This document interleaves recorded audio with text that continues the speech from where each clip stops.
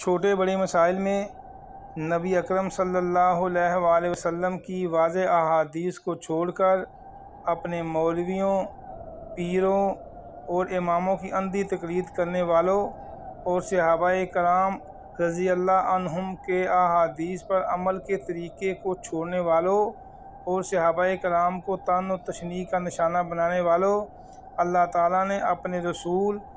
اور صحابہ کی مخالفت کرنے والوں کے لیے جہنم کا دردناک عذاب تیار کر رکھا ہے۔ ارشاد ہوتا ہے وَمَن يُشَاقِقِ الرَّسُولَ مِن بَعْدِ مَا تَبَيَّنَ لَهُ الْهُدَىٰ وَيَتَّبِعْ غَيْرَ سَبِيلِ الْمُؤْمِنِينَ نُوَلِّهِ مَا تَوَلَّىٰ وَنُصْلِهِ جَهَنَّمَ وَسَاءَتْ مَصِيرًا۔ دنیا اور آخرت میں کامیابی کے لیے ضروری ہے کہ قرآن و حدیث کے مطابق زندگی بسر کی جائے اور دین کو سمجھنے کے لیے صحابہ کرام رضی اللہ عنہم کو مشرِ راہ بنایا جائے۔ اللہ تعالیٰ عمل کی توفیق عطا فرمائے۔